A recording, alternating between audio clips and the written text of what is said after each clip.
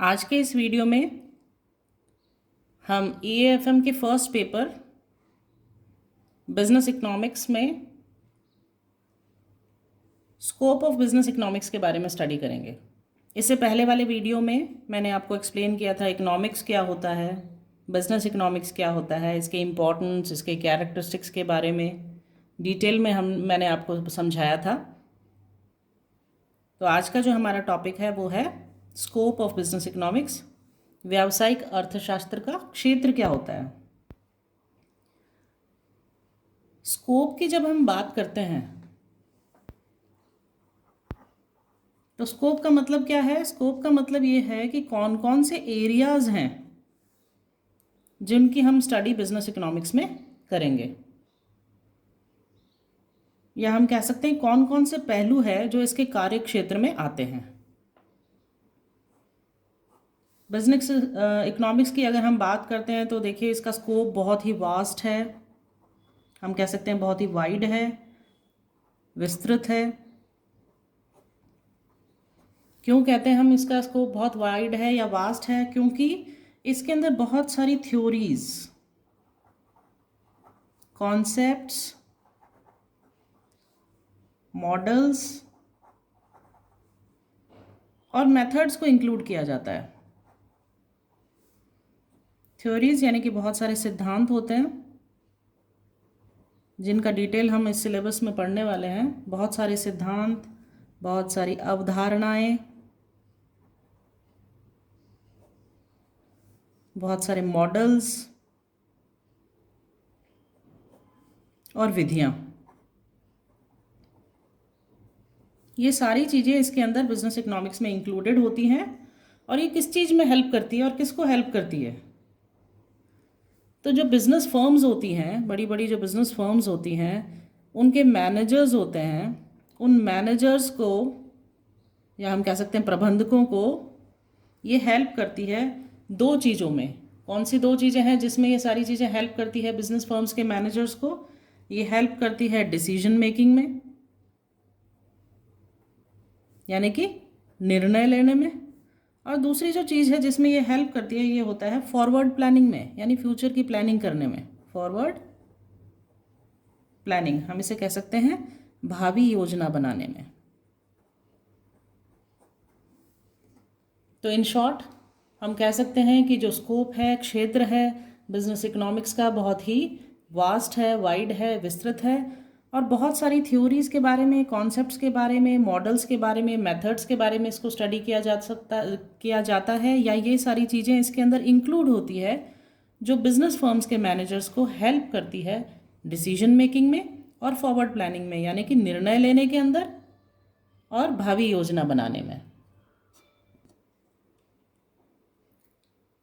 Business economics में generally जिन areas को include किया जाता है वो है, देखिए, डिमांड एनालिसिस एंड फोरकास्टिंग, मांग विश्लेषण एवं पूर्वानुमान, प्रोडक्शन प्लानिंग एंड मैनेजमेंट, उत्पादन नियोजन एवं प्रबंध। इसके बाद है कॉस्ट एनालिसिस, लागत विश्लेषण, प्राइसिंग पॉलिसीज एंड प्रैक्टिसेस, मूल्य नीतियां एवं व्यवहार, प्रॉफिट मैनेजमेंट यानी कि लाभ प्रबंध, कैपिटल मैनेजमेंट पूंजी प्रबंध, डिसीजन थ्योरी एंड अनसर्टेनिटी अनिश्चितता के अंतर्गत निर्णय सिद्धांत। नेक्स्ट पॉइंट है इसमें सेल्स प्रमोशन एंड स्ट्रैटेजी, विक्रय प्रोत्साहन एवं व्यूह रचना। इन मेन पॉइंट्स के अलावा भी कुछ और पॉइंट्स हैं जो स्कोप के अंदर आते हैं। उसमें है इकोनॉमिक पॉलिसीज ऑफ गवर्नमेंट, सरकार की आर्थिक नीतियाँ, मैक्रो इकोनॉमिक वेरिएबल्स, समष्टिगत आर्थिक घटक। ये जो सारे पॉइंट्स मैंने आपको बताए, इसकी डिटेल स्टडी हम करते हैं वन बाय वन। स्कोप में हमारा पहला पॉइंट है डिमांड एनालिसिस एंड फोरकास्टिंग, मांग विश्लेषण एवं पूर्वानुमान। एक जो बिजनेस फर्म होती है उसके कुछ साधन होते हैं, प्रोडक्शन के, उत्पादन के कुछ साधन होते हैं, यानी कि मीन्स ऑफ प्रोडक्शन होते हैं। उनको ऐसी वस्तुओं को प्रोडक्ट्स में बदलने का काम करती है जो फर्म होती है, वो अपने मीन्स ऑफ प्रोडक्शन को, साधनों को ऐसे प्रोडक्ट्स बनाने में, उनको बदलने में काम करती है जिससे कि वो मार्केट में जाकर बिक सके और उनको उसके बदले में कुछ पैसा मिल सके। तो हम कह सकते हैं कि जो बिजनेस फर्म्स में मैनेजर्स होते हैं उनको ये डिसीजन लेना बहुत ज़रूरी होता है कि मार्केट में प्रोडक्ट की डिमांड कितनी है। उनको एनालाइज करना पड़ता है डिमांड को, मांग का विश्लेषण करना पड़ता है, पूर्वानुमान लगाना पड़ता है।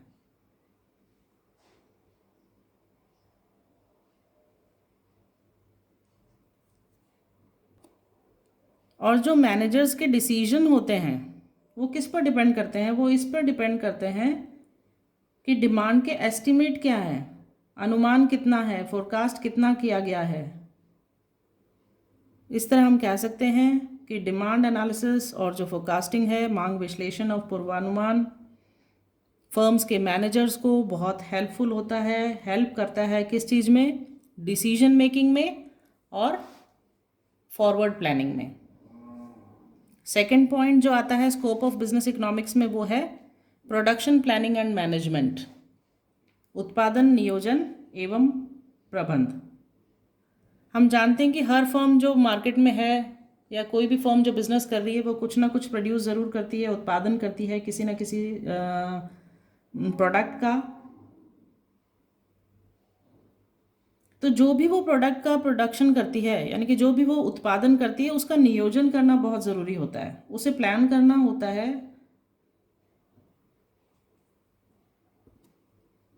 क्या प्लानिंग करनी होती है? ये प्लानिंग करनी होती है कि कौन से प्रोडक्ट का प्रोडक्शन करना है, कितना प्रोडक्शन करना है, कौन कौन से साधन है जिनको उस प्रोडक्शन में यूज़ में लेना है, यानी कि अपने कौन कौन से साधन को कितनी मात्रा में और किस प्रोडक्ट के प्रोडक्शन में लगाया जाना है। फर्म हमेशा ये ध्यान में रखती है कि वो इस तरह साधनों का प्रयोग करे, यानी मीन्स ऑफ प्रोडक्शन को इस तरह से अप्लाई करे कि उसकी जो कॉस्ट है वो तो मिनिमम हो जाए, प्रोडक्शन कॉस्ट उसकी मिनिमम आए, जिससे कि उसका प्रॉफिट ज़्यादा से ज़्यादा हो सके। थर्ड पॉइंट जो हमारा स्कोप में आता है, सबसे इम्पॉर्टेंट पॉइंट, वो है कॉस्ट एनालिसिस, लागत विश्लेषण। बिजनेस में मैनेजर्स की एक बहुत बड़ी रिस्पॉन्सिबिलिटी होती है। क्या होती है? वो होती है कॉस्ट को कंट्रोल करना, राइट। तो कॉस्ट को कंट्रोल करने के लिए मैनेजर्स को क्या करना पड़ता है? एनालाइज करना पड़ता है कॉस्ट को, जिससे कि वो एनालिसिस के बेसिस पे कॉस्ट को कंट्रोल कर सकें और अपने बिजनेस के प्रॉफिट्स को बढ़ा सकें। बिजनेस में बहुत सारी कॉस्ट होती है, जैसे कि फिक्स कॉस्ट होती है, वेरिएबल कॉस्ट होती है, मार्जिनल कॉस्ट होती है, बहुत सारी कॉस्ट होती है। तो मैनेजर्स की क्या रिस्पॉन्सिबिलिटी है? उनकी रिस्पॉन्सिबिलिटी बनती है कि ज़्यादा से ज़्यादा प्रॉफिट कमाए ऑर्गेनाइजेशन। और किस तरह से कमा सकती है? उनकी रिस्पॉन्सिबिलिटी होती है प्रॉफिट्स को बढ़ाना और कॉस्ट को कम करना।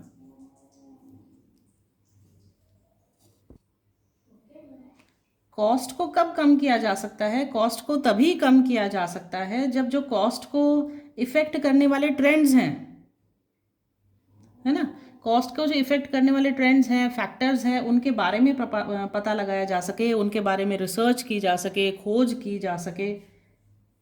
इसके बाद ही पता लगाया जा सकता है कि क्या हमारी कॉस्ट, जो ऑर्गेनाइजेशन की कॉस्ट है, वो कम हो पाएगी या नहीं। कई बार क्या होता है कि मैनेजर्स को कॉस्ट को इफ़ेक्ट करने वाले एलिमेंट्स की इन्फॉर्मेशन नहीं होती। इसकी वजह से क्या होता है? मैनेजर्स का कोई कंट्रोल नहीं होता कॉस्ट के ऊपर। और अगर कॉस्ट के ऊपर कोई कंट्रोल नहीं होता है तो प्रॉफिट पर भी कोई कंट्रोल नहीं होगा।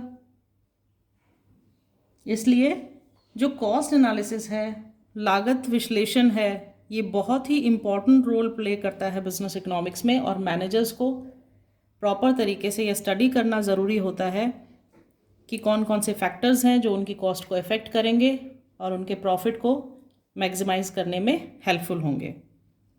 नेक्स्ट पॉइंट है हमारा स्कोप में प्राइसिंग पॉलिसीज एंड प्रैक्टिसेस, मूल्य नीतियां एवं व्यवहार। देखिए, जो प्राइजेस होती है वही फर्म के लिए रेवेन्यू होती है, राइट।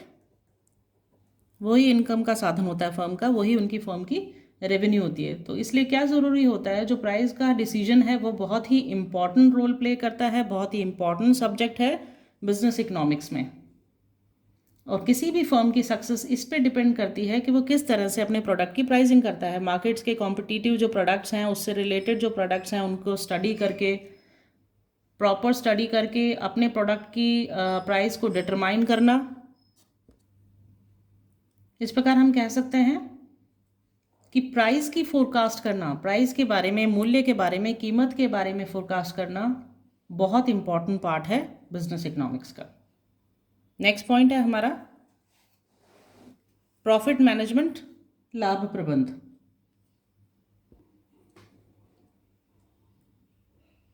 जो बिजनेस फर्म्स होती है, असली में उनको वो क्यों काम करती है, क्यों फंक्शन करती है, उनका मेन पर्पस क्या होता है? उनका मेन पर्पस होता है प्रॉफिट कमाना, ज़्यादा से ज़्यादा प्रॉफिट अर्न करना, टू अर्न प्रॉफिट।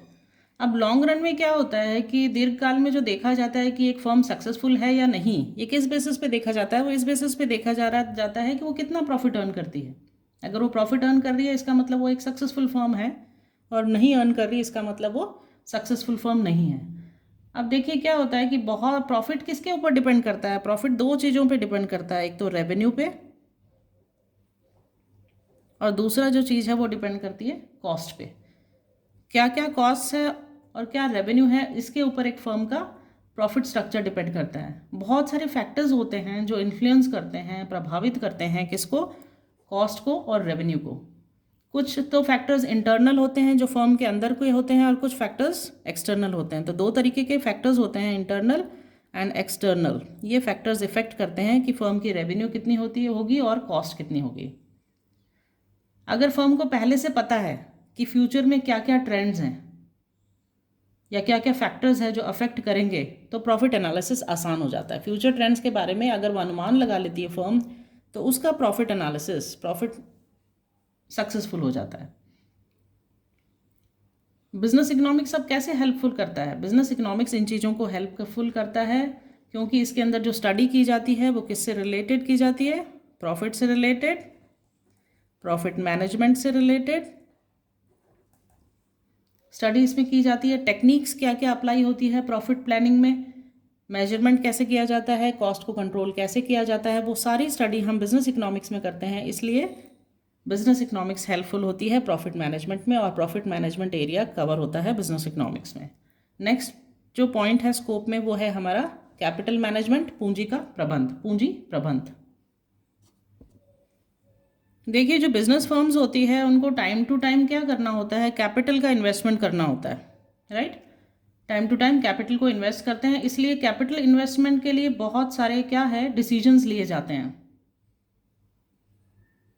और इन डिसीजंस में, कैपिटल इन्वेस्टमेंट में क्या होता है? पैसा, बहुत बड़ा पैसा इन्वेस्ट होता है, पैसा इन्वॉल्व होता है, large sums are involve in this. और दूसरी तरफ क्या होता है कि अगर एक बार इन्वेस्ट कर देते हो आप, तो उसमें रिवर्स बैक का कोई ऑप्शन नहीं होता है। इसलिए जो ऐसे डिसीजंस होते हैं, कैपिटल इन्वेस्टमेंट के जो डिसीजंस होते हैं, वो टॉप लेवल मैनेजमेंट के द्वारा लिए जाते हैं। ये सारे डिसीजंस टॉप लेवल मैनेजमेंट के द्वारा लिए जाते हैं। कैपिटल मैनेजमेंट बहुत ही इंपॉर्टेंट है बिजनेस इकोनॉमिक्स में। क्या क्या इंक्लूड होता है इसके अंदर? इसके अंदर इंक्लूड होता है कॉस्ट ऑफ कैपिटल, प्रॉफिटेबिलिटी, और सही प्रोजेक्ट्स का चुनाव, सिलेक्शन ऑफ प्रोजेक्ट।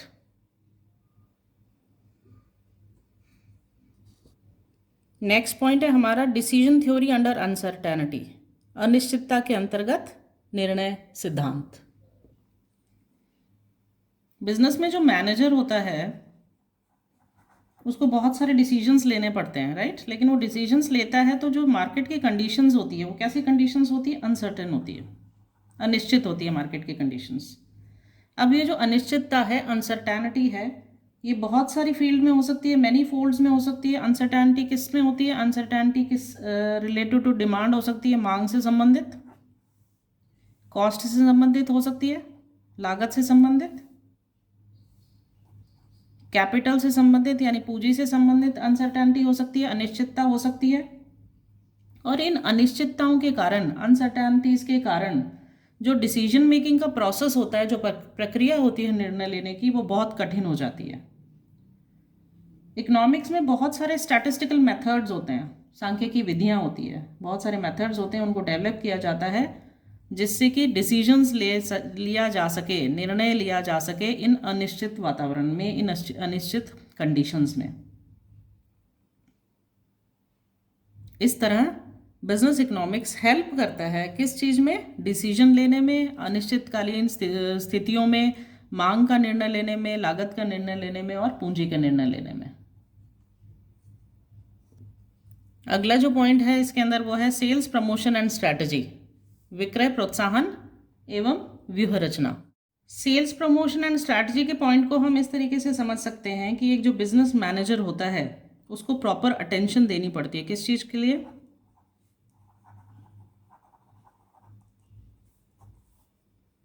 जो वो प्रमोटिंग सेल्स एक्टिविटीज अडॉप्ट कर रहा है,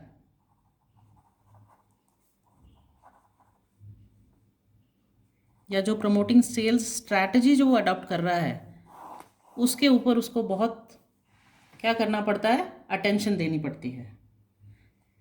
सेल्स स्ट्रैटेजी की जब हम बात करते हैं तो किस किस चीज़ पे वो अटेंशन देगा? वो इस चीज़ पे अटेंशन देगा कि क्वांटिटी ऑफ सेल कितनी होगी, यानी सेल की मात्रा क्या होने वाली है, कॉस्ट कितनी होने वाली है, इन सारी चीज़ों पर वो फोकस करेगा। मैनेजर को डिसाइड करना पड़ेगा कि एक्सपेंडिचर कितना होने वाला है, यानी खर्चा कितना होने वाला है सेल्स के प्रमोशन पर, ठीक है। और सेल्स का जो प्रमोशन किया जा रहा है उसमें एडवर्टीजमेंट पे कितना खर्चा होने वाला है, उसकी क्वालिटी क्या रहने वाली है, स्केल क्या होने वाला है उसका, इस चीज़ का ध्यान मैनेजर को रखना पड़ता है सेल्स प्रमोशन एक्टिविटीज़ में। और जो बिजनेस इकोनॉमिक्स है वो हेल्पफुल करता है। कैसे हेल्पफुल करता है? वो इस तरह से हेल्प करता है कि क्योंकि बिजनेस इकोनॉमिक्स में हम कॉस्ट ऑफ सेल्स के बारे में स्टडी करते हैं, सेल्स प्रमोशन में के लिए जो कॉस्ट आई है उसके बारे में हम स्टडी करते हैं, सेल्स की स्ट्रैटेजी के बारे में स्टडी करते हैं। तो इस तरह से बिजनेस इकोनॉमिक्स हेल्पफुल होती है सेल्स के प्रमोशन में, विक्रय के प्रोत्साहन में और उसकी व्यूह रचना में। अब हम स्टडी करते हैं what are the other points. Next other points क्या है जिनको स्कोप में हम इंक्लूड करते हैं? अदर पॉइंट्स में है इकोनॉमिक पॉलिसीज ऑफ गवर्नमेंट, सरकार की आर्थिक नीतियां। सरकार की आर्थिक नीतियों में हम कह सकते हैं सरकार की फिस्कल पॉलिसीज, राजकोषीय नीतियां, मौद्रिक नीतियां, इंडस्ट्रियल नीतियां, व्यापारिक नीतियां, श्रम की जो नीतियां हैं, fiscal policy, monetary policy, industrial policy, labour policies क्या है, ये सारी जो पॉलिसीज होती है वो गवर्नमेंट के डिसीजंस को अफेक्ट करती है।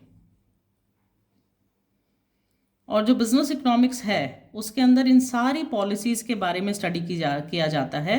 जो मेन इकोनॉमिक पॉलिसीज़ होती है उनका क्या क्या इफ़ेक्ट होगा बिजनेस की फर्म्स पे, उन सब के बारे में स्टडी किया जाता है। नेक्स्ट जो हमारा टॉपिक है, लास्ट पॉइंट, वो है मैक्रो इकोनॉमिक वेरिएबल्स, समष्टिगत आर्थिक घटक। एक फर्म की जो एक्टिविटीज़ होती है या हम कह सकते हैं कि उसके जो क्रियाकलाप होते हैं वो कुछ जनरल चीज़ों से भी इफेक्ट होते हैं। जनरल चीज़ें यानी क्या क्या चीज़ें आ सकती है इसके अंदर? इसके अंदर आ सकता है प्राइस लेवल, यानी मूल्य का स्तर, नेशनल इनकम,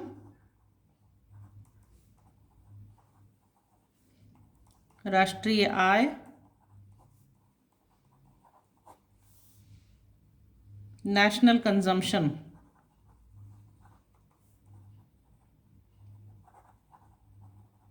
राष्ट्रीय उपभोग,